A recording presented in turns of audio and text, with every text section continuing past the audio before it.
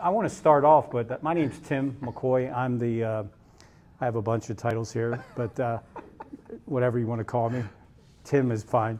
I'm a director of lifestyle education. We work with people with nutrition. We work with lifestyle choices.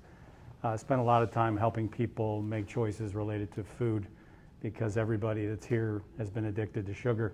You probably know that. I go to Chocoholics every week.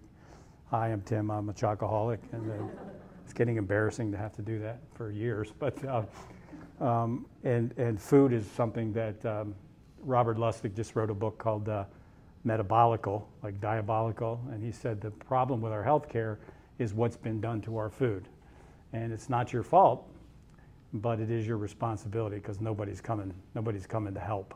It'll just continue to until something changes in terms of the way we see food. So that's what I do here. This is our neighbor and friend. Hello. I've known John now for about 4 years. Is that right? We've known each other. Yeah, 4 or 5. And John lives 6 feet away. And John sleep over there, my clinic. He's a physical therapist, and I always kid him. He was the physical therapist of the whole city. You were like you got the. Yeah. But it's a couple years old. I got to update that. He needs to. I told him he needs to pick up his game so every year, so he gets that award. So we're going to talk tonight about inflammation, and I'm going to start with a little exercise for all of you. But I want to tell you a story about inflammation that I think fits perfectly here.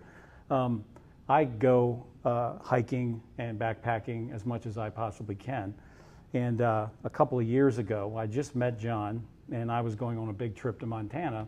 And Montana is quite high, and there's a lot of things. So I started noticing as I was getting ready for the trip, my right knee would begin to swell, and it would begin to have pain in it. And when you get out there, it was a 6-day hike, and it was a long, 4 or 5 hours every day. That was going to be a problem. So I could have gone on the trip. I could have stuffed my backpack with acetaminophen or Motrin. Or if I really thought it was going to be real painful, I'm sure I have a couple doctor friends that would have given me something stronger to help me, with that pain and swelling. So I went to John because I just met John, and I just said, I don't know what I said to you, but I said, hey, could you help me because this is a problem. So the first thing we did was he just watched me walk, and what took you, I don't know, you're not that good, but it took you a couple of minutes. I think it was 3. 3 minutes. And he just said, yeah, you're out of alignment. And I don't have an ACL in this right knee from a sports injury that happened a long time ago. And I never got it repaired. Back then, the doctor told you you just have a sprained ligament. Well, it happened to be torn, but I didn't find that out until I had surgery when I was like 40. And so this knee has always, while it's never given me a whole lot of problems, it started to at that point. So alignment. So he gave me, we worked together, just you and I, for a couple of weeks. He gave me exercises that I didn't have to come and see him for the rest of my life. And he doesn't prescribe medications for pain. I was going to do that. In about 3 weeks, the pain was gone because I had realigned my hips and I realigned through these exercises. And that was 3 years ago. And I don't have any problem at all. And I've since been back to Montana another time and hike just as hard as I normally would. So the reason I tell you that story, that's the conversation that we're going to have tonight. Non-invasive, practical, helpful, easy things that you can do rather than just go to the doctor and the doctor will give you an anti-inflammatory, which we're going to talk about tonight. That will cause you some inflammatory problems. It's hard to believe that inflammatory medicine can cause inflammatory problems, but they do. And then, or we go to the next level, which is here's a painkiller, and we'll talk a little bit about what the painkillers do. And has anybody watched the latest? It's called Dope Sick. Has anybody seen that? Watched that on? I think it's on Netflix. The story of OxyContin. OxyContin is an opioid. It got onto the market. It's a very interesting story and one that will blow your mind. It got on the market. The medical director at the FDA declared it I don't know the technical term for it, but a Class A drug, which meant it was non-addictive. So it was sold to doctors all over the country as a non-addictive painkiller, opioid. And of course, doctors, wow, this is fantastic. And of course, it was a very powerful painkiller, so it worked. But unfortunately, 600,000 deaths later, it was taken off the market as a level 1 or stage 1 painkiller. And yeah, and that's a mind blower. And you can get less than that. But if anybody's had surgery, you know, Tylenol with codeine is like it's just a natural. I don't know if anybody's ever taken them, but they work, but then they cause problems, you know, for people. So anyway, that'll get us started. So the question I have for all of you is, I just want to brainstorm, what do you know about inflammation and pain? I just want to put it up here on a sheet. Just throw it out there. Just brainstorm with me. What do you know about inflammation and pain? What's your knowledge of that?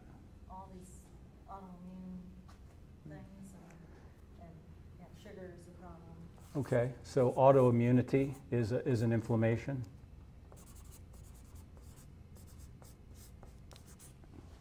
And sugar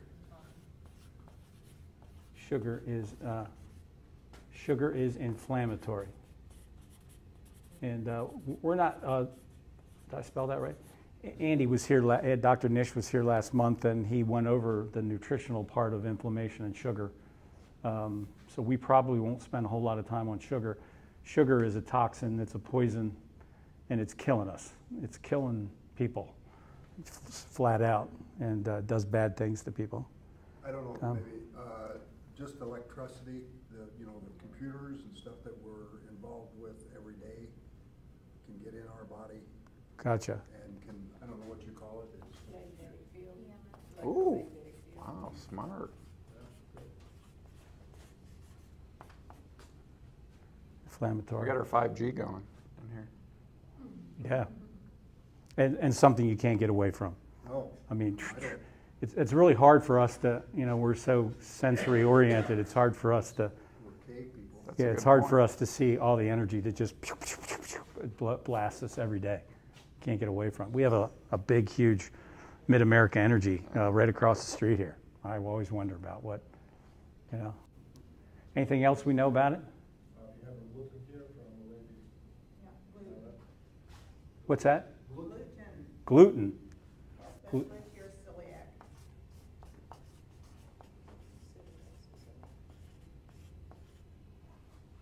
Celiac is, I think, considered an autoimmune disease, right? Yeah.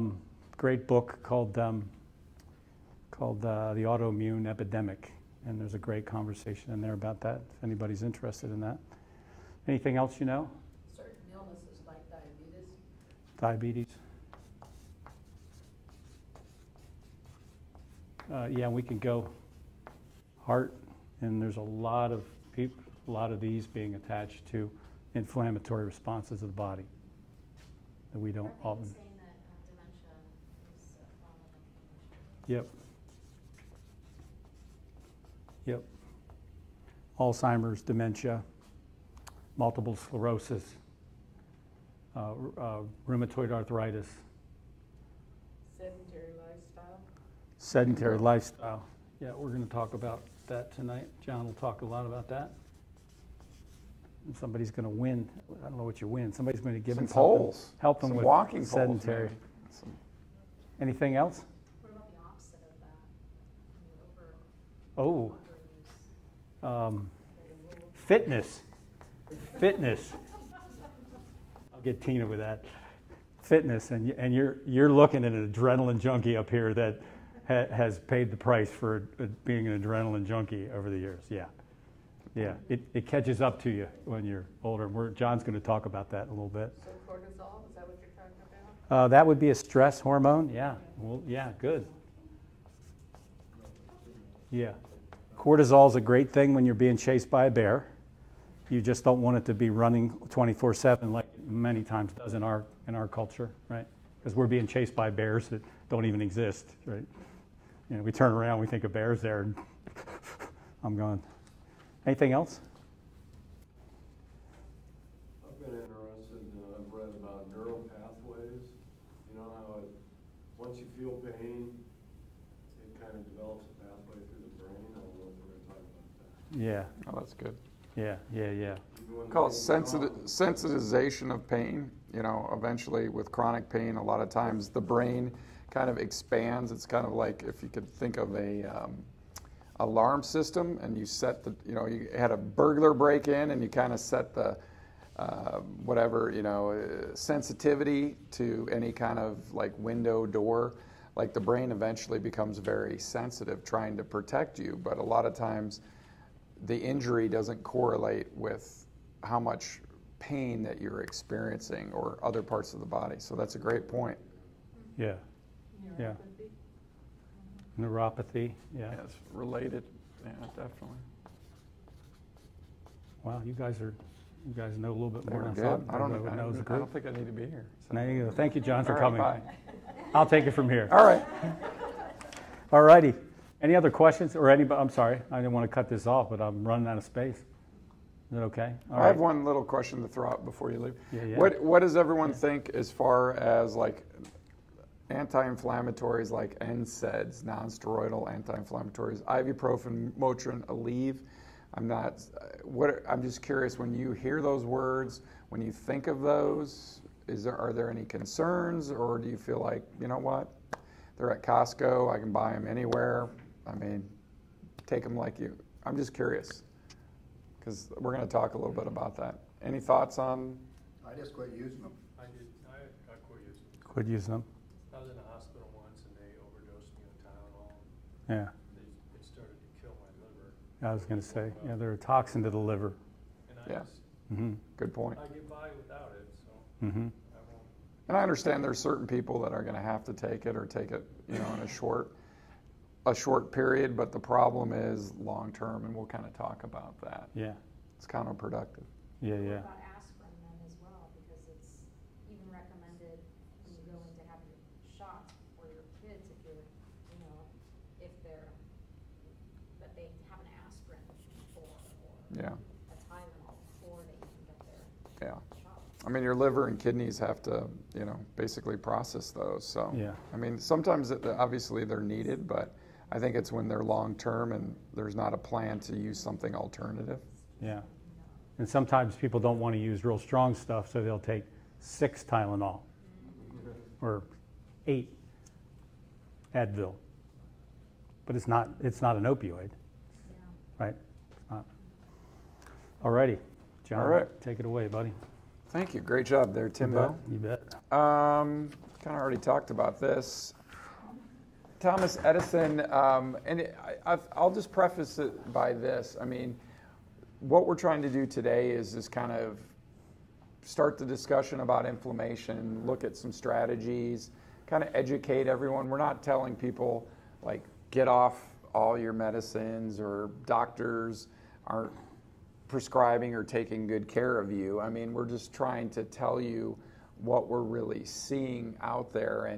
And Healthy for Life has talked to me and, you know, Dr. Nish, and we're really trying to look at producing some programs for, you know, for the community, for you guys to be able to kind of plug in if you're interested and kind of learn on how to kind of take a more proactive approach to managing your own health and maybe dealing with painful conditions and dealing with things that are of concern to you because they're starting to affect your function. And, you know, we all want to age in a more graceful, healthy way. So, again, this is an educational type presentation.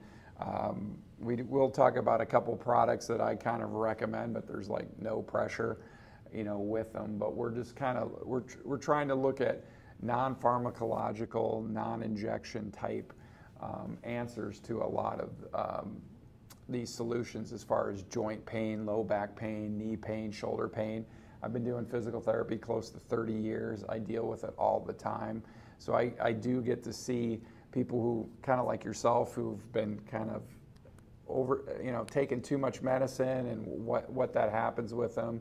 And then also, you know, how we can put certain things in place to help them heal in a lot more natural fashion. So Thomas Edison said, "The doctor of the future will give no medicine, but will interest his patients in the care of the human frame the body in diet and in the cause and prevention of disease.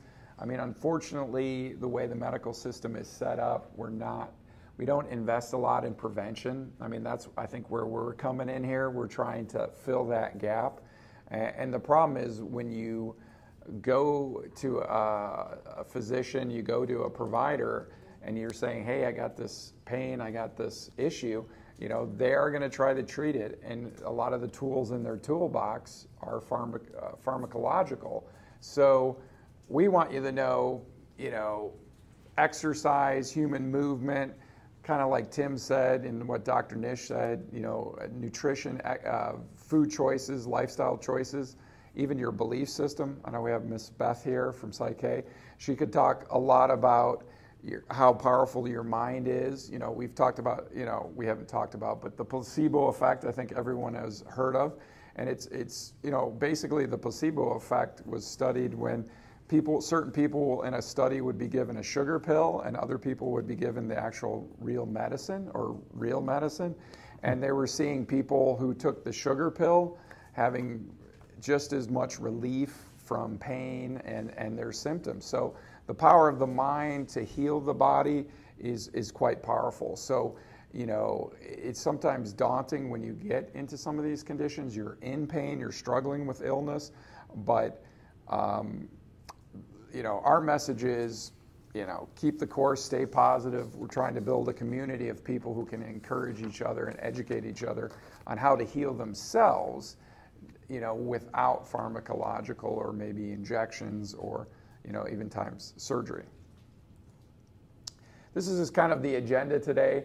Tim already talked a little bit about his story. I have another patient I'll just share a couple things with because I think stories tell it the best. I mean, I'm not going to, try to kill you guys with a bunch of slides tonight or overdo it, but I do want to give some scientific basis to this and talk a little bit about some of the causes of inflammation. Again, inflammation's not bad. It's kind of a natural part of the healing response. It's just a problem when it goes on prolonged. It goes on chronic. It's not effectively helping to deal with your condition. We'll kind of talk about standard treatments for inflammation. That's mainly pharmacological. We're going to talk a little bit about other things, non-pharmacological, and some movement-based and some alignment-based things that we can do. We'll actually kind of demo some things, but we want to make it very interactive. So if you guys have questions, raise your hand. I'll take your questions. We can also take questions at the end. But again, we really want to get, we can learn from you guys. We want to hear what really would be helpful for you because, I mean, that is really what Healthy for Life, I'm very motivated to work with them because they are trying to put into place their vast years of experience with their supplements, but also with, Dr. Nish and the knowledge that he has to kind of use nutrition as a very targeted, effective healing tool. So I think that will be very helpful. Here's one of my clients up here.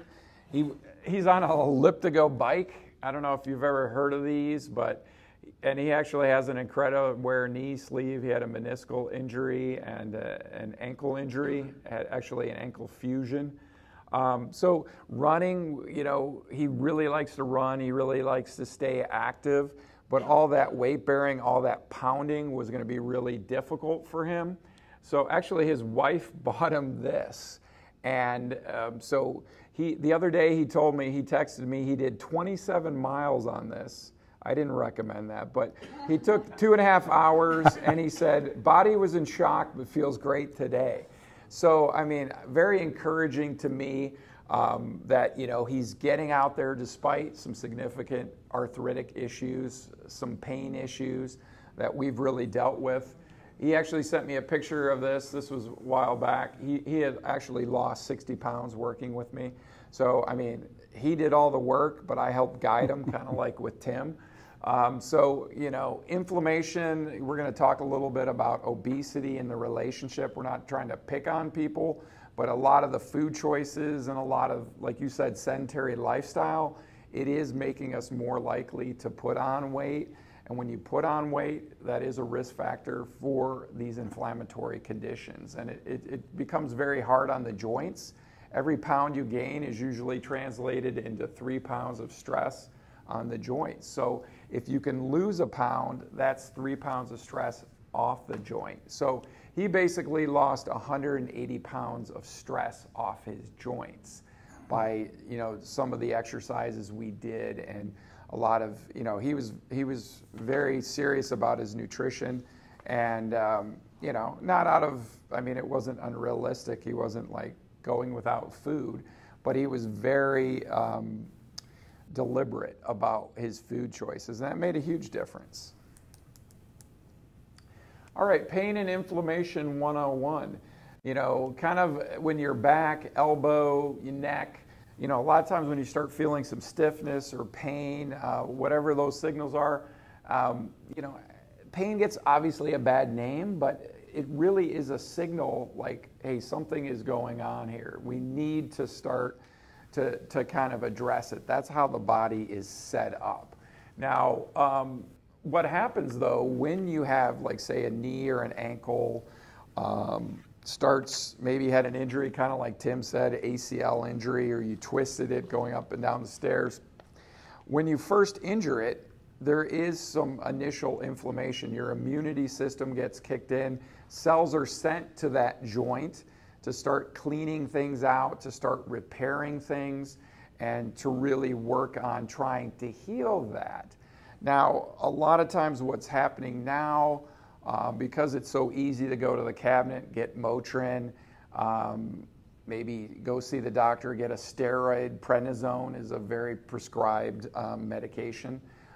So a lot of times, again, I don't like to be in pain. No one really likes to be in pain. So we're able to go in and get these type of pharmaceuticals, but while they do help with the pain and they do sometimes reduce the swelling, it sometimes can really impede the whole inflammation process from going together.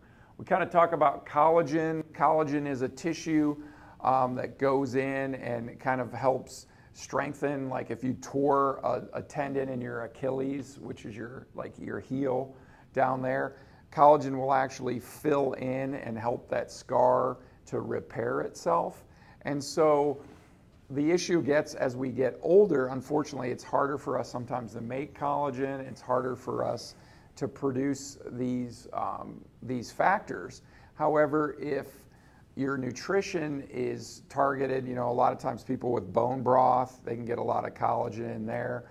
There's certain foods and certain supplements that can help people kind of expedite the healing process. Here's what normally happens. Here's a knee. So that's like the front of the knee. Here's like the ligament, the anterior cruciate, which Tim tore. Here's a lateral ligament. There's the medial, the internal ligament. So any of those, right now I have 3 soccer players who have 2 ACL injuries and 1 meniscal injury.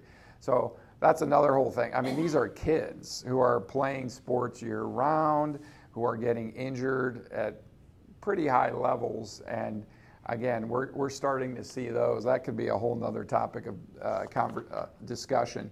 But what's happening is you initially get that initial swelling, you get some pooling of blood, there's a release of prostaglandins, which are kind of a cell-mediated, it's a chemical that goes in there. It is painful. They do, like you talked about the nervous system, they kind of alert the nervous system, the nerve system, the receptors that go back to the brain, those are irritated. They go back to the brain and say, hey, your knees hurt. Don't run on it. Don't do anything. So that pain can sometimes lock you up into muscle spasms. You start not decreasing your motion, so you start losing mobility. But that creates this vicious cycle of more swelling because the joint likes to move. There's something called motion's lotion. So when that joint doesn't start moving naturally, you get more swelling, you can get heat, and again, you get this vicious cycle that can go on here. And we're gonna kind of talk about into the presentation a little bit once we get through that. What are some steps that we can do that don't involve Motrin or Aleve that can help mediate some of that and get you healing faster so those tissues can repair. And the whole process, this is kind of a busy slide, but when you initially injure your knee, your ankle, whatever joint, you know, the first 3 days is kind of the acute inflammation stage. That's a lot of times when it's really painful. It becomes swollen, it can become black and blue. You know, your mobility is starting to be restricted. Then as the body starts trying to repair it, you know, into that 6 to 8 week window, you can start to see healing. And that's when fibroblast and collagen and some of this immune system, the immune system has a huge role, obviously, in inflammation. It has a huge role in sending cells and tissues to that area to kind of heal the area. Now, the problem is when sometimes, like you talked about, intervening with too many anti-inflammatories, even sometimes overusing ice, believe it or not. Sometimes overusing ice can become counterproductive. And I think you've all heard of like bone spurs. You know, some people might have a bone spur in their shoulder or their knee. And a lot of times what that happens is the tissues have basically like produced too much bone, or they've actually gone into overdrive and are producing too many cells, which then can affect how you're going to really end model and heal. So trying to have the right nutrition, which we're not going to talk about a lot, but that has a huge impact in how the cells actually respond and heal and shut off properly. So here, you know, chronic inflammation, I think someone asked about autoimmunity and some of the chronic diseases, like when your body starts attacking itself. And we're not, you know, there's osteoarthritis, there's rheumatoid arthritis, so there's different forms of inflammation or inflammatory type diseases. We're not going to really get into the specifics tonight, but chronic inflammation, and these are 8 ways that can really damage your body. I mean, and you talked about memory, dementia, Alzheimer's, you know, brain fog, you know. One of the big things to remember with the brain is the brain actually has, like your knee joint actually has a lot of pain receptors, joint receptors that kind of tell you, okay, my knee is straight, my knee is bent, I'm not looking at it, I can tell. Well, your brain doesn't have a lot of nerve receptors in the brain that actually can tell if it's inflamed. Like if it's, I kind of joke, cooking in there, like if you have an inflammatory condition, I mean, yes, you can get some headaches, but a lot of times you don't really feel like a joint would feel like pain. And so that's the problem. But when you start maybe, and again, I don't want people getting spooked, but you know, like I am struggling to remember things, my brain's not, you know, I'm just not as sharp, I'm not firing smoothly. You know, sometimes that can be an early sign that there's an inflammatory condition in your body. Cardiovascular risk, I mean, huge. And someone talked about diabetes, but again, if you have inflammation and it's getting into the arteries, you know, the blood cells, you know, the capillaries, veins, that inflammation can cause plaque, can cause, you know, because the tissues are going to try to heal, and a lot of times they're sending excess tissues and plaque in those areas, and that can be a problem when you're relying on blood flow through there. We talked about bone spurs, that's abnormal growth. I mean, bone's healthy tissue, but when it grows abnormally, that can cause a problem. Someone mentioned Crohn's disease. I mean, there are a lot, irritable bowel, a lot of these conditions. When you start losing muscle tone sometimes, or gaining weight, especially around the midsection, you know, that can be kind of indicative of possibly some inflammatory condition. Any kind of aging of the skin, wrinkling, you know, some of that can also, because that affects the collagen, that affects the cross-linking in your skin. And then, you know, the big one, which most of us know, is like, man, I can only bend my knee so far, or, you know, I can't really go up the stairs, you know, I'm not able to do push-ups anymore, my elbows are killing me. So these are some signs of the actual damage that inflammation's doing. I'm not going to run down all of these, you know, but we kind of already talked about the heart, the brain, can affect thyroid, lungs. Pretty much any system in your body inflammation can touch, inflammation can damage. I mean, the body can repair itself, but, you know, and a lot of people like osteoporosis as we get older, you know, especially women.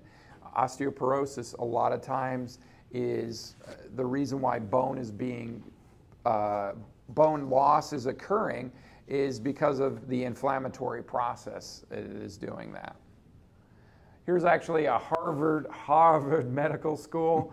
They put out a recent circular, you know, like you can buy this for 18, 20 bucks, but fighting inflammation, how to stop the damage before it compromises your health. So, I mean, it's becoming very, you know, everyone, it's like Tim said, inflammation's a big buzzword out there, but again, a lot of times, you know, are we having the actual strategies that are going to be most effective to kind of, you know, deal with it? Unfortunately, there's sometimes not medication that can reverse that. Now, lifestyle choices, what we're doing with our lifestyle, our belief systems, our movement systems, a lot of times can make a more significant dent on that. So, you know, so you're kind of wondering, you know, what tests can my doctor order? Or, you know, again, a lot of times, and, you know, Healthy for Life, myself we're working with some companies that could potentially bring in this testing for a, you know, a very fair fee, reasonable fee, so you guys could get a baseline, or if people are interested in saying, okay, where is my inflammation right now? I mean, you know, yeah, I have some of those signs of inflammation, but I really want to know where I'm at. Well, fasting insulin's huge, because insulin is a lot of times after you eat, especially you eat like a sugary meal or something with a lot of carbohydrates, a lot of time your pancreas is going to release insulin to kind of help shuttle it into the cells and to make sure your blood sugar stays at a more reasonable level versus spiking so high. But over time, if you keep, you know, you can exhaust insulin, you can make your body less sensitive to insulin. So if you knew what your fasting insulin levels were, that would give you a great indication of where you are reference overall body inflammation. Hemoglobin A1C, a lot of people might have heard of this with diabetes. You know, a lot of times the standard is, I think, 5.5 or 5. It used to be 6. I think they're lowering it because of, you know, so many people are pre-diabetic, so many people are, you know, getting close to that level. But again, looking at your hemoglobin A1C, because of the relationship of sugars and insulin with inflammation production, really can give you some good information. C-reactive protein, CRP, this is normally not really, you know, most doctors, I mean, obviously you go to a rheumatologist, you go to someone specifically for this, it will be ordered, but, you know, a lot of standard blood testing, they're not going to order that. That's something you might have to ask for. We're looking at that. Serum ferritin levels, which pertain to iron levels, a lot of times that will give you some indication, because of if you're in a highly inflammatory condition or state, a lot of times your iron levels are going to change and drop or be pulled out of the cells. Red blood cell with RBW, I don't see that a lot, but, you know, I just wanted to point out some things that, you know, potentially you could ask for. Maybe it's already been tested. You know, you pull up your portal. If you go to a doctor, you can pull up these tests, maybe look at them over time, because that's always the best. You know, where was I 3 years ago? Where am I now? You know, has it changed? You know, how's my diet maybe impacted that? How's, you know, my movement? You know, obviously with COVID, very controversial subject, you know, to bring up COVID sometimes, but, you know, it's impacted people's, you know, ability to maybe work out in a gym, or obviously stress level, and, you know, the inflammation. I mean, we won't even touch on that with COVID, inflammation and all of that. But again, I think it's very important to get a baseline and then start tracking that, because if you don't measure it, then you really don't know where you're at. I mean, you can kind of guess, but these are some tests that can really help with that. Hey, John. Yes, sir. Would you talk a little bit about, and I'll throw it out there. Yeah. We have a lot of folks that come in here with, they hand me their blood work, And they'll ask me, like, Tim, I don't know what a triglyceride is. Tim, I don't know what a CRP is. And the doctor, Eric Topol, wrote a book 3 years ago called The Patient Will See You Now. You get the difference. Not the doctor will see you now, the patient will see you now. But you need to ask, Doc, I don't know. And the doctors don't, they're doing that and they don't have a lot of time. But those things up there, and nobody's stupid. Nobody needs to feel stupid. Those are medical terms. Ferritin, serum ferritin, what in the heck is that, right? I mean, those kinds of things.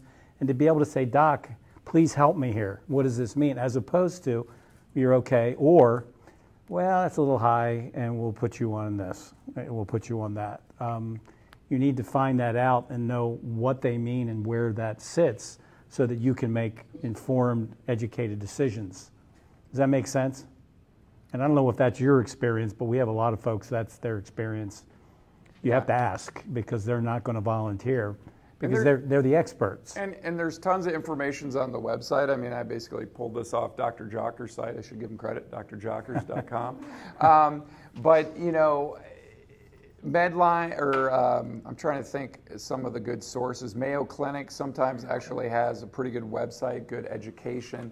You know, I think sometimes, you know, they're very careful about what they put on there. I mean, as far as, you know, making sure they're putting information that's been vetted, researched, because, I mean, that affects their reputation. So I was trying to think of another website where you could get some more information on that. But, you know, this is becoming more popular, this information. So, again, you know, just check the source when you do. But I think trying to educate yourself a little bit on this. And I think we're going to have more. I mean, we don't want to, like I said, we have limited time today, so we don't want to go into a ton of details. But if there's more interest, obviously we want to have more education and help people kind of evaluate their labs, look at their labs. And then once you see them, then what steps are you going to take to change those or to help with those? Those are going to be important. Here's, we call this, you know, feeding the flame of inflammation.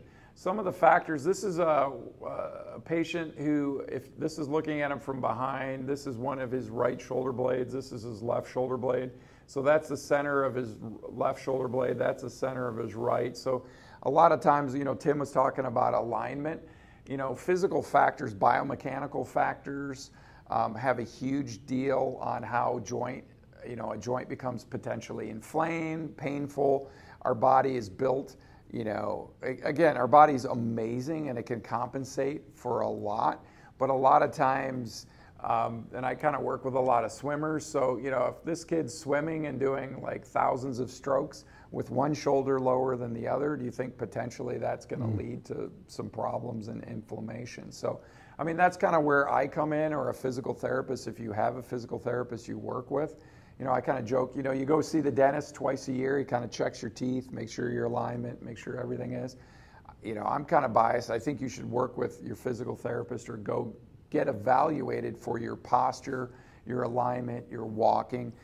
Because a lot of times if you pick up some of that, you institute some exercises, you change some ergonomics, you can make improvements here where it's not going to lead to eventually that joint having issues, inflammation, and wearing out.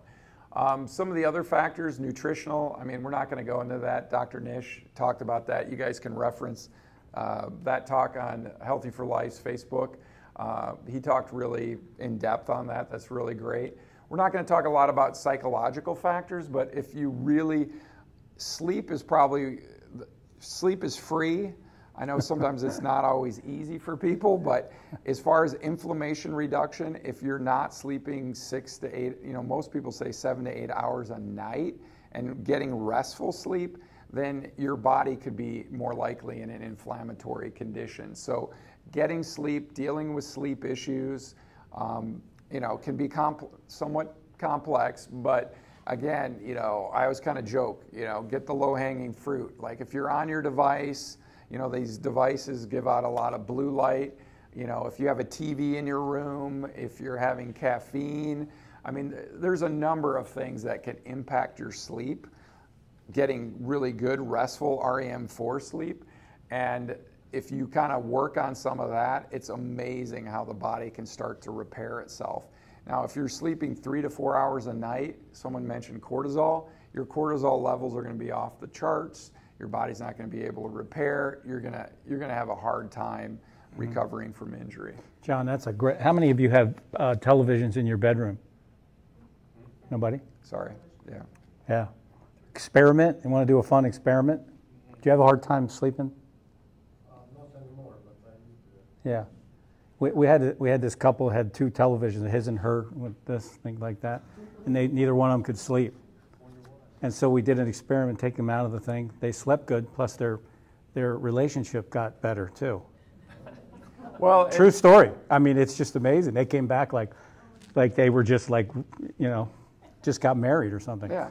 And I mean, obviously with inflation, everything, price, recession, cost, I mean, interest rates went up today. I mean, sleep's free. I mean, and I kind of look at things that are low cost that can make a huge difference. And you talked about EMF, but now a lot of our television sets are like 5G. They're hooked up to the internet. So, I'm reading this one book by this guy. He basically creates a room that's like EMF, like electromagnetic free. And it's like he sleeps in that because he feels like if you have your phone by your bed, it's not on, or if it's on, it's not in airplane mode. Again, I'm just saying, sleep is huge. It also, the big thing is, if you're not getting 6 to 7 hours sleep, it's like almost impossible unless you have a really high metabolism to lose weight. And so that weight loss feeds into inflammation. So I have a question on Yes, ma'am. sleep then. So say, I can tell when my body's had 3 hours of sleep. I go too many days, I end up just getting sick. Yeah. But can you catch up by taking a nap? That's an interesting question. That is a great question. Most of the research I see is the catch-up sleep doesn't really work, but I mean it's going to help you at least. I mean, the catch-up sleep will probably help you be able to make better food choices in a way, because a lot of times when we're not sleeping, I'm sure you're disciplined, but it's harder to choose good foods. It's harder to go for a workout. So I would say it's probably not going to make a huge difference in maybe changing your cortisol, but it will help you probably in other lifestyle issues. And so, but that's why meditation has been shown.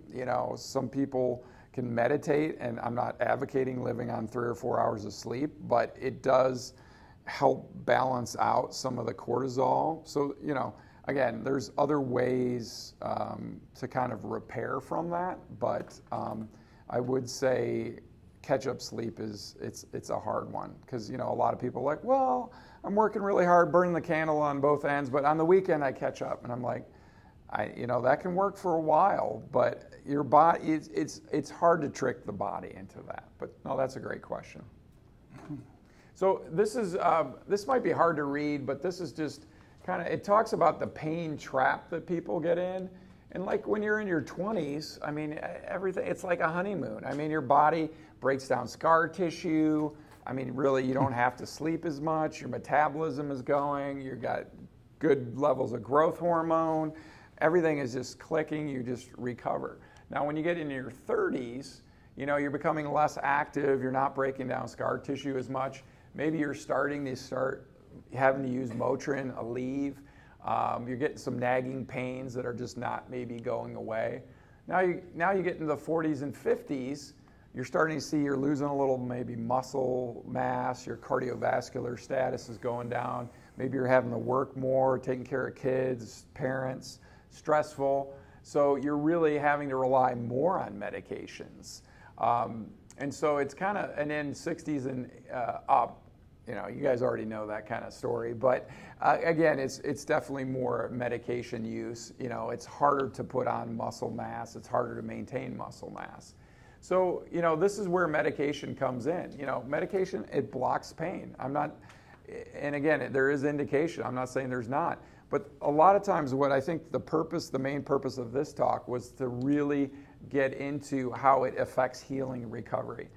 NSAIDs, ibuprofen, Motrin, all of these products, it actually, they've done studies, it impedes like protein synthesis. So it makes it harder for you to kind of rehab and build muscles as you're taking that. And I see that with clients. They're either, they can't get off the Motrin, the ibuprofen, or they've been put on diflucanac or something a little bit more powerful. And so whenever they come off, the pain just comes back. So that's why we're trying to tell you, if we can get in here and find other ways of dealing with the pain and inflammation that doesn't involve that, your body has a better chance of repairing itself and being able to survive without dependency on this medicine. So, like I said, I've had patients that, we've cut down their Motrin or diflucanac. I don't want to be like making people feel like,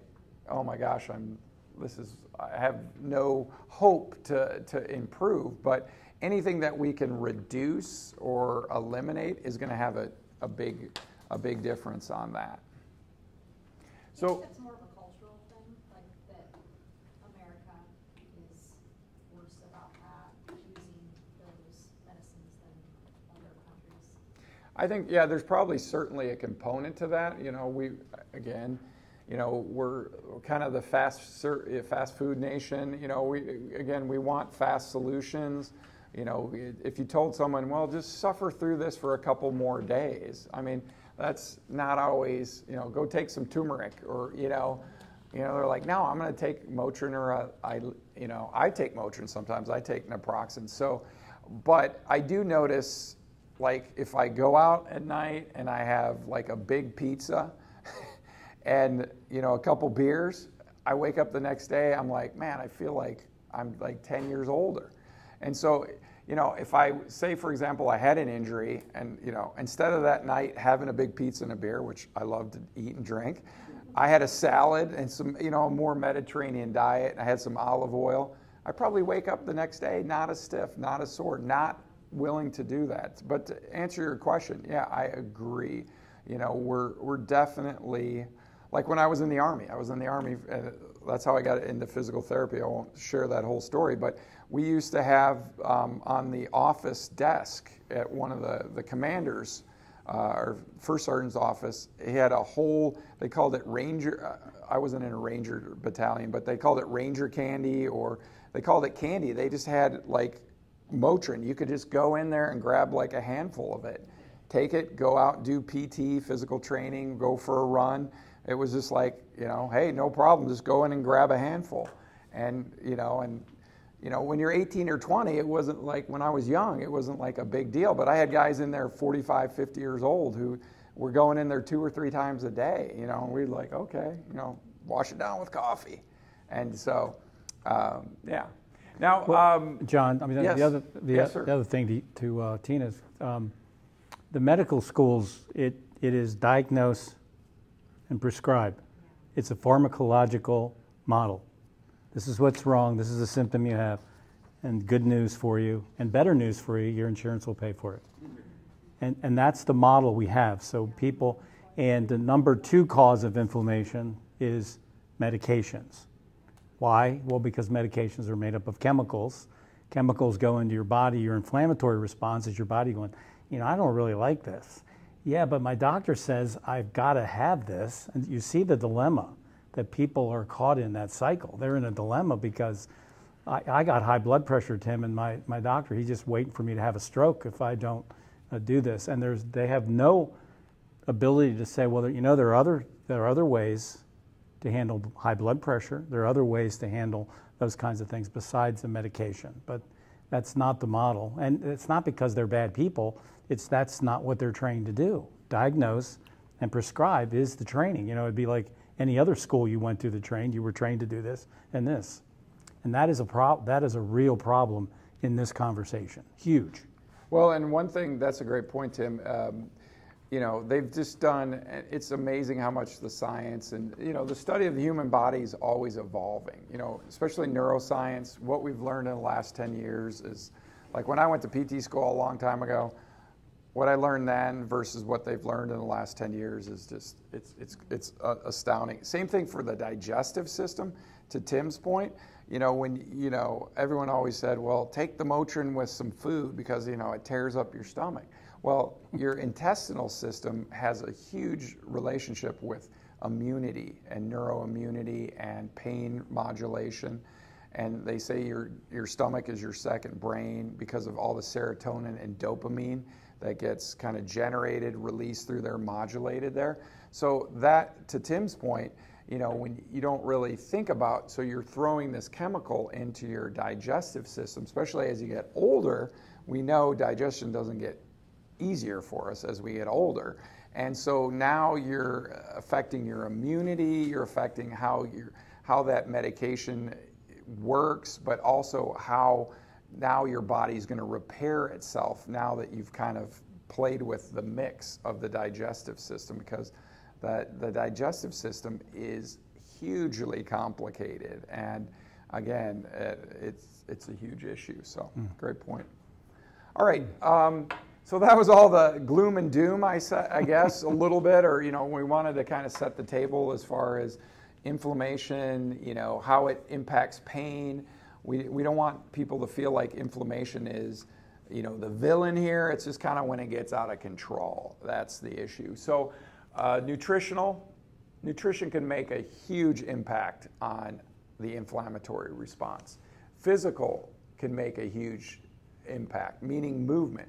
Like I said, motion's lotion, but it's kind of hard to be in motion if your knees are swollen, if your back hurts, if, name a joint. If you're really hurting, are you really going to want to do stretching? You're going to really want to do exercise.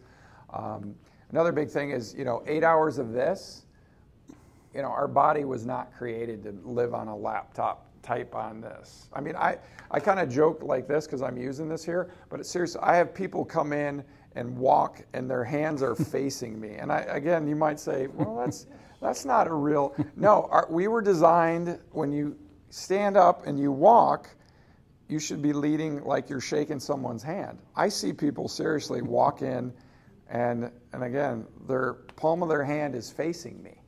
So that's a lot of internal rotation that throws off their balance, their body mass. All that makes a huge difference. And again, they just are typing on their laptop 8 to 10 hours a day. And so ergonomics can have a huge play.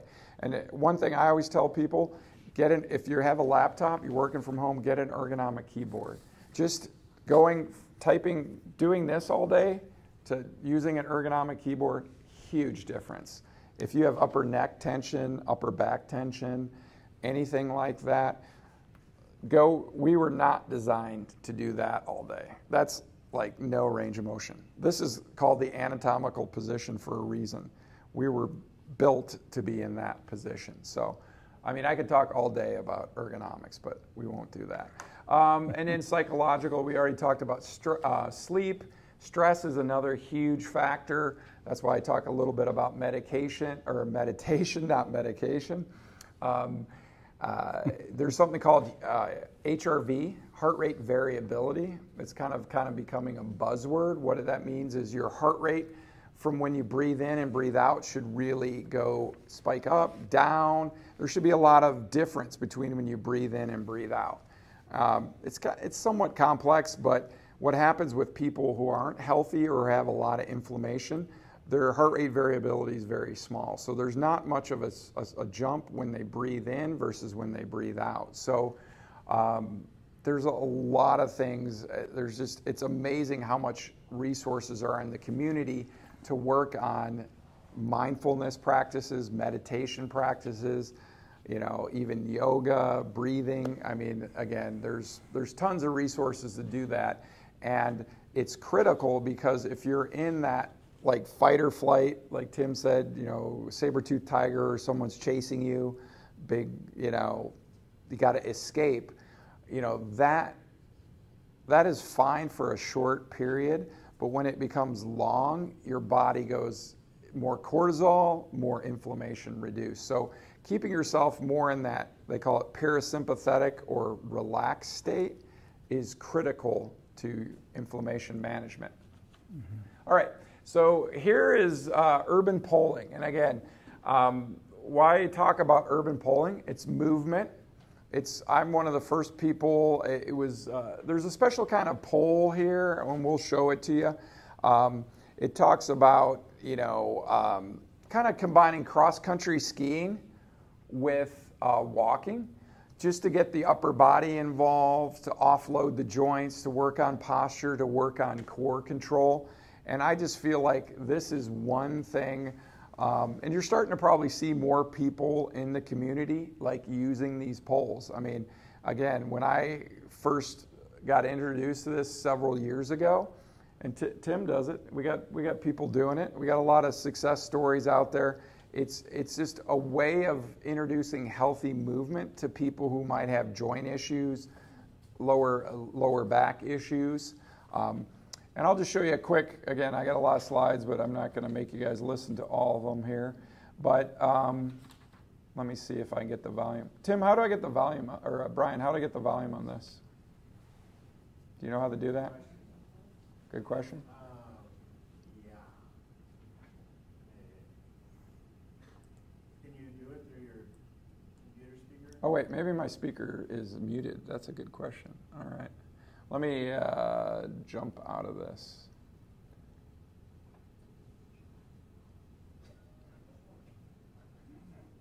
John, while you're doing that, I want to come back to a point. Anxiety and depression, okay, psychological issues that people in our culture deal with all the time. It's a great example. If you go to the doctor with a presenting problem of anxiety or depression, guaranteed you're going to be put on an anti-anxiety medication or antidepressant or a combination of the two. Now, why is that important to this conversation about inflammation? Well, it never addresses the root of your cause. We've made anxiety kind of almost like a disease, right? We've made depression like, oh my God, and which is why people are terrified to talk about it. You don't want to know that there's times where I get up in the morning and I think, oh God, I don't know if I can make it through the day, right? You don't want to know that. That's embarrassing. I'm an educator. I'm supposed to, And so people don't talk, so they go and they get medicated. Well, that doesn't address the root cause of the problem, which can oftentimes handle it.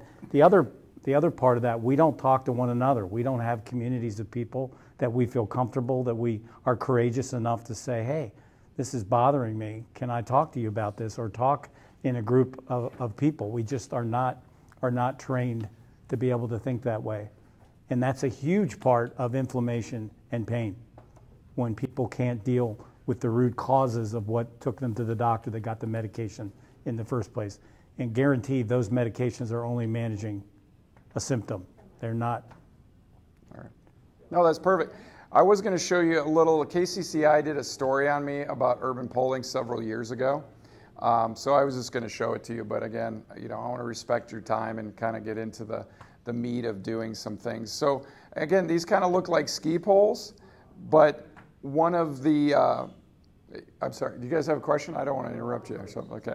But so with these poles, which are different than a lot of poles out there, they have a special handle. So when you go to press down, you press on here and it activates your core and your tricep. So it's trying, normal walking is great, but normal walking, unless you really kind of forcefully do it, are not going to activate the core a ton.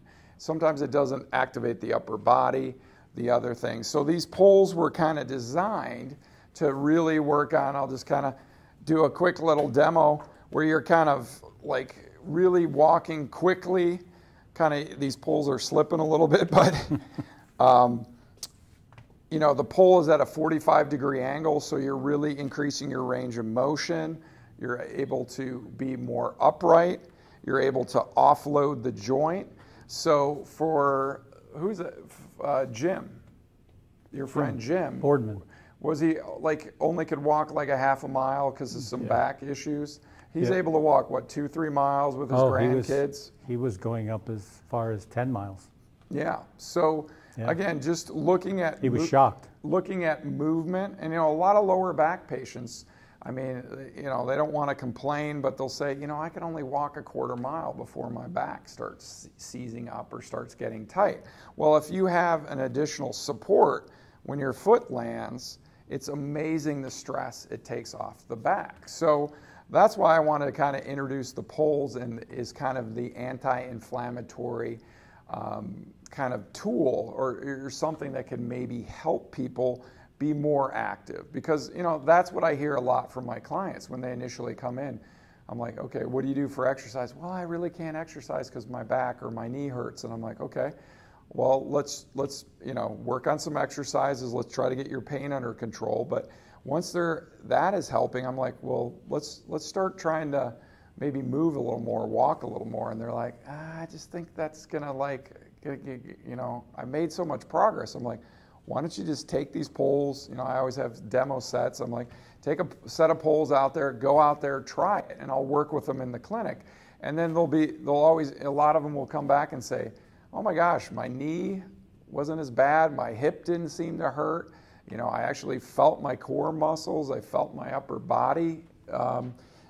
So again, it's a great tool, you know, because the other thing is everyone's always saying walking is the greatest form of exercise. And I don't disagree with that, but just standard walking, a lot of times, you know, and most people are just walking like this. You know, I don't see a lot of people really using their upper arms. There are some power walkers out there, but even when you're power walking, you don't have the resistance of pushing in to the handle of the pole. You don't normally, with the pole, you're able to stride more, and I talk about reciprocal alternating movements.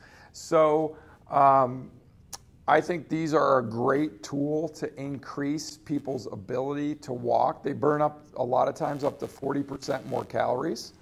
The research shows that. You use 86% of your muscle groups using this. So the other great thing is they're not only for walking. I use them a lot for like stretching, you know, for patients that have balance issues. I have them use, you know, instead of a wall or a chair, a lot of times they like just using these to kind of do marching. You can double pole if you want more exercise. You can do strengthening exercises, hip abduction. You can do hip extension. And it is kind of quite the tool. There also, you have other tips on those. The person that I recommended, Jim, he has problems with balance. He's 80 years old. Oh, I have a wider tip. Yeah, there's a wider tip, and he was afraid to walk because he didn't. Matter of fact, he fell and tore his rotator cuff once, so he was afraid. But he got these, and then he was able to use them as he had 4 legs, not 2.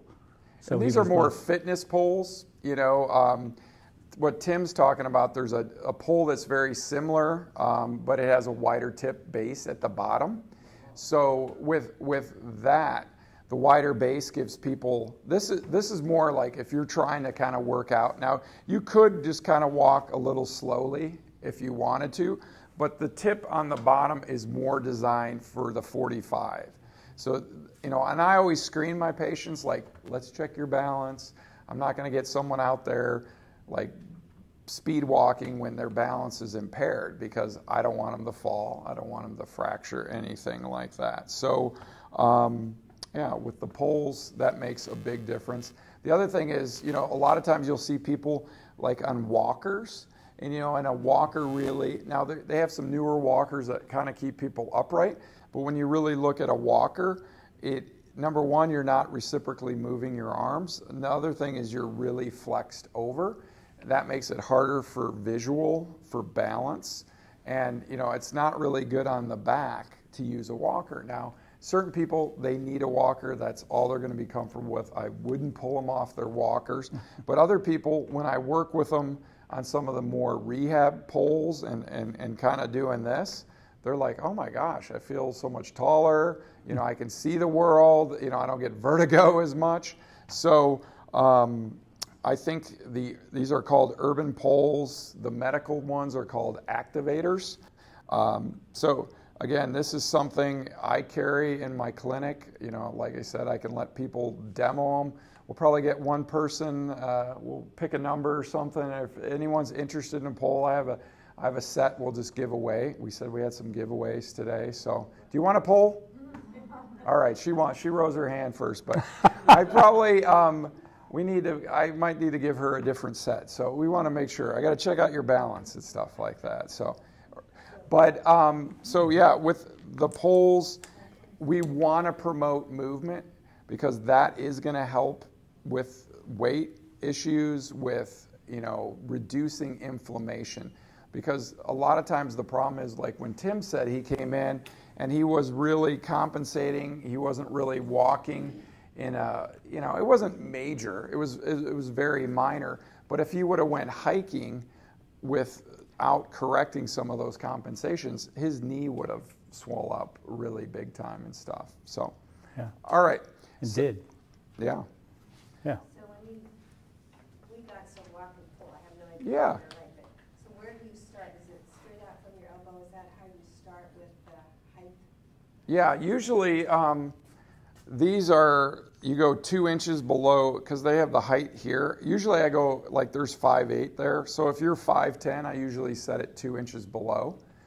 It just, I'd have to see your pole to see, but usually you want, let me see, these are set a little short for me.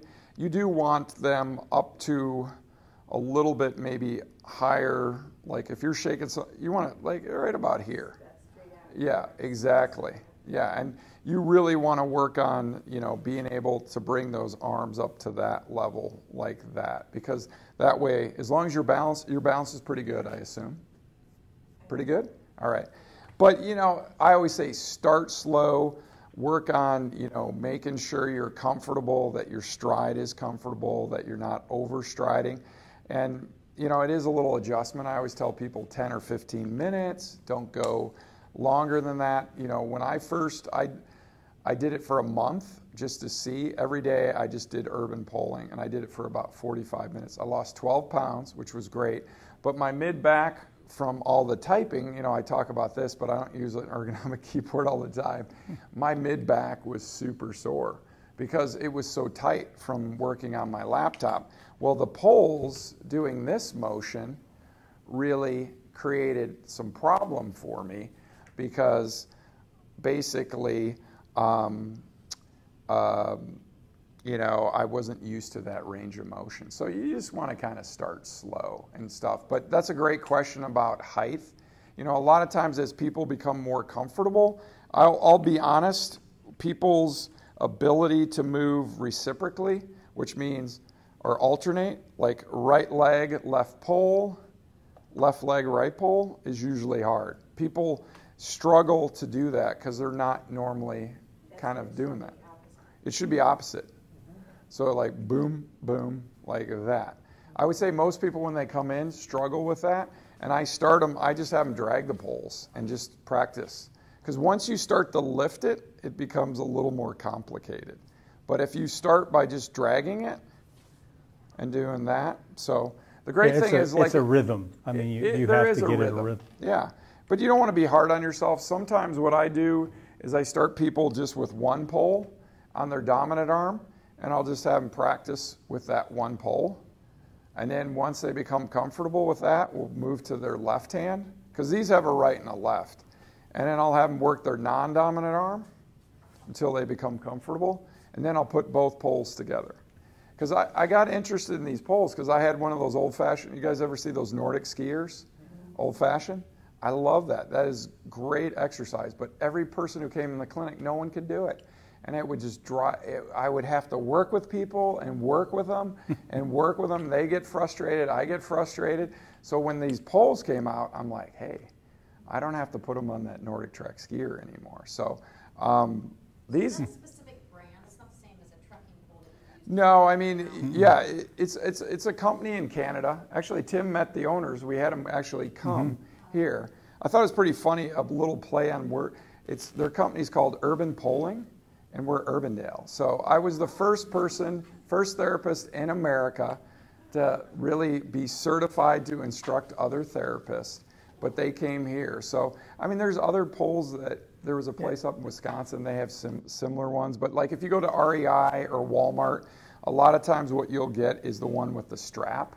They won't have the handle. See, this is the big difference is this handle right here. Now, like if you have a strap, yeah, you can push in and feel a little bit of core, but one of the biggest or one of the most common injuries with poling is when you fall and your thumb gets stuck in that strap and the strap pulls back, you pull the ligaments in your thumb, and that's like a skier's injury kind of, and that's not a good injury. Maybe you did that. No, I'm just kidding. But Tim's hand's a little swollen. Well, the one you're talking about, like Black Diamond makes one, that they're more for hiking to plants so that you stay balanced when you're going up boulders or things like that. A little bit different concept. Now you can take the tip off. It's got a hard metallic tip. Yeah. So you could do a little bit, you can do hiking, but like Tim says, you're not going to do hard, you could do some hiking. Yeah, we had two people when we went to Montana took these, and they did just fine. They did them without the rubber tips though. And just like you would have on a hiking pole. These are nice because in the winter here, it actually will grab. I mean, it will grab a little bit of ice. So I mean, it gives you a little bit of stability. I mean, I'm not going to say it prevents all falls on ice, but you can at least, if there's a thin coating of ice, this will kind of at least grab it for a second, just so you don't go off there. But yeah, I'm a big believer in these, and there's a lot of people out here and it's starting to spread throughout the country because they're going state to state and training people. But if you have issues with doing regular walking and regular movement, it can help. And even for my high level athletes, some athletes have plantar fasciitis, and they can't run as much as they want. They'll go out poling, and they'll kind of cross train using the poles. And it's still, it's not the same as running, but it will give them. You can, like when I was going, I could do a mile in 12 or 13 minutes. I was burning some calories, and my heart rate was up there, so it was working well. So part two of the kind of solution or some of the tools that I use to deal with inflammation and joint pain and arthritis is kind of a newer product called, Tim, stick up your hands. One hand. Yeah, I'm wearing these. I'm like a model for them. Yeah, come on up front. We'll just show you. Again, I don't want to burn. Yeah, So this is a knee sleeve, and it's kind of for swelling, pain, arthritis. Because I get my people out there poling, but they'd still say, well, yeah, this helps my knee, but it still kind of hurts a little bit. So I was at a conference, and these guys had these sleeves. I'm like, what are these sleeves? And so you can sit back down. Thanks, Tim. Thank you. I appreciate that. So they're called IncrediWear, and it's a newer product. And their whole mission is to reduce pain and swelling. I'm like, I like these guys. They promote increased function, accelerate recovery from injuries, and even surgeries. So I've had a couple recent surgery patients. I had a young kid came in the other day, just had a knee surgery, had a big old-fashioned ACE wrap around his knee. I hardly did anything with him. The poor kid was about to cry. He was in so much, and I think his mom scared him because she had a couple surgeries, and she's like, oh, I hated rehab, and PTs is horrible. So this kid's eyes were big, and I was like bending his knee, and he was just like, he was not happy with me. So I told him, I asked the mom, I said, can you go order one of these knee sleeves? Let's take the ACE wrap off his knee, have him wear this. So he came in yesterday, or 2 days ago, and I looked at he had a knee brace on, and I couldn't tell. I'm like, did you get that sleeve, that IncrediWear sleeve? And she said, yeah. And I'm like, how you doing? And typical teenager's like, I'm okay. But I was like, I could tell he wasn't as pissed at me. So he actually rode the exercise bike that day. We did squats on the total gym, not like full body. But and I took it off. His knee swelling was improved, and we had a conversation, and he even laughed and smiled a couple times. I'm just like, I know that sleeve had a lot to do with reduce, because you know the old-fashioned ace wraps are really kind of like create a tourniquet. I mean, yeah, they're great for like right after surgery, and they keep the dressing on and it soaks with blood. I mean, I wouldn't want to put that on right after it, but you know, once he was able, he wasn't bleeding anymore, we put this on. So the science behind it, there's actually science. It uses far infrared energy, which is kind of cool, because I have a biomat which uses that, and my clients love. You know what the biomat is. It's like an infrared, I call it heating pad, but it releases these ions, which are kind of the opposite of the ions of 5G and electromagnetic, you know, the negative type energy. So basically in this, there's carbon and germanium in the actual sleeve itself, and it combines with your body heat. It takes about 20 minutes, and then it basically vibrates because of the elements in the sleeve, and it creates this decreased inflammation, less stiffness in the knee, and because it's increasing your blood flow. And it's I think, I work with a lot of athletes in addition to a lot of chronic pain patients. So I have, and also I have a lot of these kids who are playing soccer tournament after soccer tournament, baseball tournament, and they never really get a chance to rest. So I've been putting on these on a lot of my kids and just saying, wear it after the game. I mean, they can wear it during, but some don't want to. I'm like, that's fine. It's kind of like a recovery thing. You can sleep with, you slept with the hand one, right? Mm-hmm. Yeah. I've slept with the knee one. Yeah, and it's basically, the longer you wear it, the more it helps. So when you look at the old, we're pulling out the old periodic table, these are actually elements on the periodic table that they use, and they infuse it in your, in the sleeve. So this is how the sleeve is different. Remember the first time we talked about this, pain cycle? So basically, by the vibration of those elements in there and the far infrared heat, it actually increases blood flow, which helps then push out the prostaglandins, which cause pain. So you get, the problem is a lot of times if there's too much swelling and too much prostaglandins, then oxygen and nutrients can't get into the cells or get into the tissues to actually heat it, to heal it. This will actually reduce heat, reduce swelling, and you get faster recovery because of reduced swelling. And it's a cool product. I wish I invented it, but the guy who invented it had some bad bicycle accident, and he just felt like all the stuff out there was just not really helpful and counterproductive. So, you know, he dug into the science and he found this. So this is the old one, you know, just talking about pooling of blood, pain, prostaglandins. So we want to break this cycle, and I think, you know, Incrediwear for certain joints, well, it has them pretty much all of the joints of your body, can make a big difference with healing that. You know, because they used to talk about like rice, rest, ice, compression, elevation. I mean, that's outdated science. In order to really recover faster, you need to introduce movement instead of rest. But you have to do it in a fashion where it's not going to create more pain and more swelling.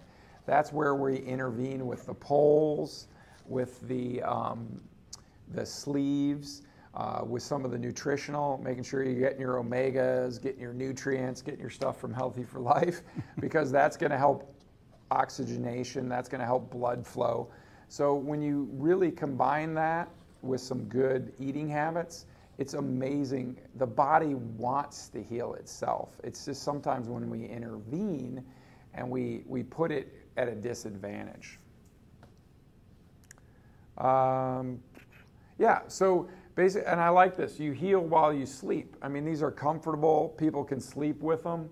The one thing, they did a study, they had someone doing active warm-up up here, like riding the bicycle, versus they compared it, this is like muscle activity, with someone who just rode a bus to a like cross-country meet, and they put the sleeve on them, and then they measured their muscular activity, and it was the same as riding the bike. So I'm not saying we want you to be sedentary, but the actual vibration of the cells, the elements, what it's doing can really kind of get the body warmed up for exercise.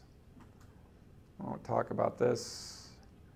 I was going to show a video, but I don't want to burden that. But here's a couple before and after slides. I don't know if you can see all the swelling up here. This was an ankle injury. They put the sleeve on, and there's the swelling 1 hour later and 3 hours later. So, I mean, they have a lot of hardcore, they have research science. I was going to show you the amputation one, but that's kind of gross. Here's I see a lot of these patients that come in. I see a lot of total knees, total hips. And again, they have a lot of post-op swelling right after surgery. When you get them into the sleeve, it's amazing. Here's an elbow surgery, like right after. Here's after wearing the sleeve. Here's another elbow surgery, and here's after wearing the sleeve. So the technology makes a huge difference in reducing all of that ecchymosis, blood flow, heat, and swelling. And that's what most patients, after a total knee, they come into me and they're like, they got a new joint, this should feel great, but all the swelling and, all the, related to the surgery, I mean, it's a total knee is, if you've ever watched one on YouTube, I mean, they're taking chisels. I mean, sorry, it is brutal. Orthopedic surgeons aren't known for being gentle. And so anything we can do to get the swelling and inflammation out is going to make a huge difference. Here's a guy who basically he was an orthopedic surgeon, had a knee surgery. On post-op day 10, he was wearing his knee sleeve, and he was able to leg press 240 pounds, which is crazy after 10 days after a major knee surgery. And then on day 3, he stopped taking anti-inflammatories, because that's the thing. A lot of doctors or a lot of patients come into me and they're like, my doctor won't let me take Motrin, but I'm in pain. What I do, ice only gives me 10 or 15 minutes. So I'm like, well, we have some tools to actually help reduce your pain. Did a study with the sleeve, and they looked at a 51% improvement in your analog pain scale, the old 1 to 10 pain, and a 41% improvement in function, meaning when people wore the sleeve after wearing it, their function improved 41%. They were able to go up the stairs, walk further. So I like that there's science behind it. There's a lot of I work with a ton of soccer players. My daughter's a soccer player. I don't want to talk about it just because it makes me nervous talking about my daughter and soccer. But she definitely will be wearing the knee sleeve. The funny thing was, she's also a cross-country runner, and she's probably not watching. I'm sure she's not. But she had a lot of shin pain, and I actually got a shin sleeve for her, from up in the shin all the way down the ankle. And she wasn't wearing it. And then one day I said, you wear this or you don't get the car for a week or something. I'm like, you're not going to be able to drive the car. And so she's like, okay, fine. This thing doesn't work anyways. And so, she's my stubborn one. She wears it all the time now. I'm like, how's your shin? It's better. So she doesn't want to give me credit for it. But, yeah, and I gave her the car back. So yeah, shin splints for soccer players is a real problem, right? Soft tissue damage of the... It's not fun. Shin splints are very painful. Yeah.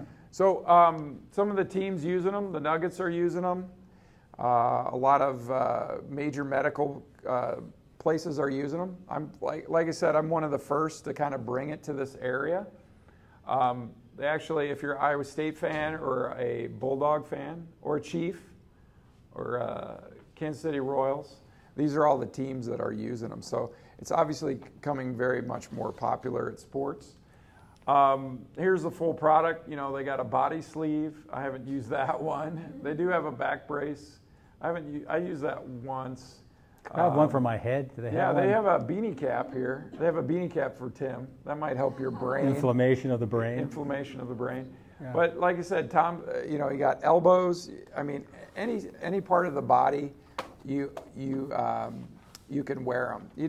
The big thing with them, you just want to make sure you get the size. They do run a little bit small, so if you have to get a double extra large, I always tell people don't feel bad. It's not meant to be really compressive. It's just kind of meant to kind of hug the ankle or anything like that. So body sleeve, my sister has inflammation, lymphedema in her stomach because when she had surgery, they cut on a bunch of her lymph nodes and stuff. So she's, like where a woman has it in her arm from not having the lymph nodes, she needs it. So does that help with the body sleeve? Potentially. I haven't seen a lot of studies on that. I mean, have they been doing wound care on her or doing any dressings? Years ago, but she still has the inflammation. I think, potentially. I mean, again, I'm more looking at musculoskeletal athletic injuries, Right. but I wouldn't want to over promise something, but it's potentially, yeah. And I have, I have a QR code, and if you guys want to take a quick little picture, or I have also, there's a little link. I have handouts for you, so if you look in the handout, there's a 15% off code if you just put OPPT 15. So you can get 15% off on their website. It might be hard to read the link that I put in there, but like I said, if you just take your phone over there, take a picture of the QR code, you'll get the discount. But again, I'm not pressuring everyone. I'm just saying this is a non-pharmacological way of reducing inflammation, and I think it's helpful. Yes, sir? When somebody has a knee surgery, do they, because the swelling, need one size when they first have the surgery? That's a good question. And then I'd have to measure them. Sometimes that, unfortunately, if they have a lot of post-operative swelling, do you have any knee issues? Have you had knee swelling? I know somebody that's going to have it done. Yeah, I mean, I would say, unfortunately, they might. And I think the knee one runs around $49.95, 15% off. So it's not a huge expense, but they probably most likely, because I don't want so much compression. You would hope that they would get the larger one and then kind of go down to a smaller size. So they know that maybe there's a possibility. Yeah. Does anyone have a real achy knee or anything like that in the crowd? Yes, ma'am. She's going to be 95, and she's Okay. got bad knees. Yeah. And that keeps her from walking or exercising as much as she should. Okay. And she should have had a knee replacement, but she didn't. So, do you think something like this would work for her? I mean, potentially. I mean, the good thing is, she doesn't, she puts it on, her body heat is going to activate it. So she doesn't necessarily have to do like a ton of knee exercises or anything like that. I guess, does she have the strength to pull it on? She's in assisted living, so they could help her get them on. Well, if they could help her with that, potentially. I would say it's worth a shot if it's more like arthritic, bony related issues. Bone on bone. Yeah. And those are tough. Bone on bone is tough. But obviously she's got some swelling, edema kind of related to that. And they always talk about the knee, you should go up 4 inches and measure around 4 inches from your kneecap. So it's on the, it's in, like, when you go to order, it will show you how to do that and stuff like that. So, let me see, that's good questions. Yeah, any other questions about Yeah. John's presentation or anything There's my about there's inflammation? my contact information. And if we want your help, John, how do you go about, is there an introduction cost evaluation? Well, yeah, again, this is the fun part. With insurance, I do take a number of insurances right now because I'm not affiliated with Medicare. It's a long story, but I'm just a small operation right next door. But what I do for, like your interest in poles, usually I'll have like 1 or 2 times a month, I'll have a pole class where, people can either try out the poles and they can either purchase them for me, or sometimes if they come to the class, I just charge them like a nominal fee, to be part of the class. But if you already have the poles and you like your poles, I would just charge, okay, you're coming to the class, normal people are getting a set of poles for a fee. I haven't put a workshop together this month yet, just because of a lot of things at home. We got a daughter going to college next week, so. But as the weather gets cooler, I'm going to put a couple classes, because actually there's a park right next door. Jacqueline, do you guys know Jacqueline Dunlap Park, Arboretum? It's a really beautiful park right next door. Sometimes I'll have a class at Raccoon River, because I do work with the dementia group. I don't know if you guys have heard of, there's a dementia group, prevention group here, through the YMCA, through Dr. Patty Quilzick. Hopefully I pronounced her name right. She used to be the state epidemiologist, and so she has a program for people who are trying to prevent dementia. It's through the Y. It's a pretty cool program. She's looking at trying to stretch it through Iowa. So a lot of times she'll invite me out to their group. I'll bring my demo poles. And so sometimes if I'm having one of that, I'll invite, people who are interested. Hey, do you want to come out? But I really think they're starting to see more momentum for these prevention. I mean, they say up to 60-70% of dementia cases could be prevented, through proper nutrition, exercise, maybe like Tim's, watching medication use, because, multiple medications, the impact on the brain would be huge. I'm trying to think.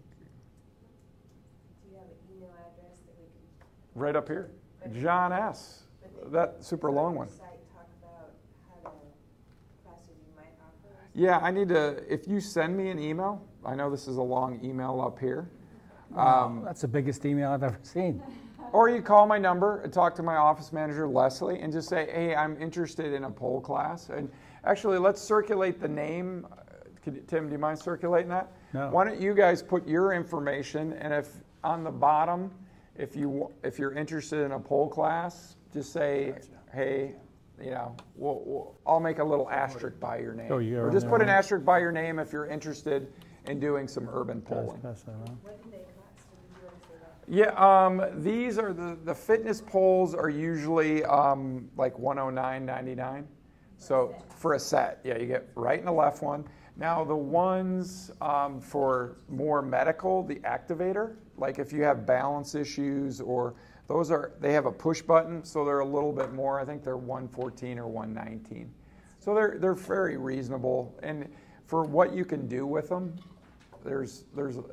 you can do more than just walking. I like the stretching, I like the exercise, I like the balance activities and stuff like that. So, but yeah, I mean, definitely we need to start a Healthy for Life urban polling walking class or something like that. And a lot of times I like doing that if we get enough interest for that. So. Yeah, when I started using them, I thought they were just going to be like hiking poles, quite frankly. But they're a lot more than that. They do something way different than hiking poles do. It's just a different animal. And I'm very interested in gait and walking, because I feel the reciprocal, that movement, right and left, opposite, helps with breathing. I mean, we didn't even really touch on breathing. Again, we don't want to go on forever, but I'd talk forever. But I really think helping people walk correctly has such a huge impact on their overall health and their state of mind, and reducing inflammation.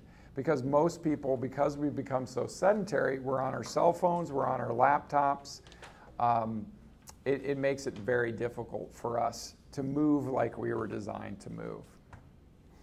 You guys were great. I'm sorry it went an hour and a half. Any other questions? Yeah, I will stick around. Is everybody tired of sitting, or is any my more butt's questions? getting a little sore there. But Yeah. Thank you all for coming. No questions, we'll end it. Thank you so much for being here. And if you have any questions, John's here. We're always here. The future of medicine, I mean, we talk about this all the time. Dr. Nish, we're working on a program right now. The future of medicine is going to be eventually your insurance companies are going to pay for health. They're going to have to. So this would be paid for by your insurance company. Wouldn't that be great? As opposed to managing illnesses and sicknesses and things like that, and medications and stuff like that. That's what eventually is going to take place. I don't know if it's going to be in my lifetime. Is there any anything that ever comes to the legislature, because I know naturopaths aren't Yeah. recognized.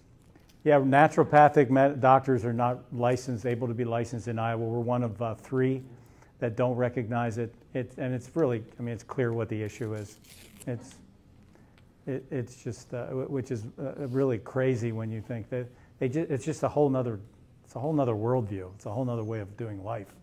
So it represents there are more than enough sick people in our state to take care of Methodist and Mercy and Iowa City. Well, and they work with doctors, Yeah. so that's what Sandy said. Yeah. Yeah, naturopathic, Sandy Seaman, who speaks here. Sandy will probably be speaking here in October, end of September. She was trained in an incredible medical school. The only difference between her medical degree and, let's say, Andy's medical degree is Sandy was in medical school was taught that food is medicine. And food is one of the great, I mean, it is the key to our health. It's really hard for us to wrap our hands around that because we have so much illness and so much sickness, and we've been trained to eat so poorly. Yeah. Thank you all for coming, and we'll stick around here if anybody has any questions or anything we can do.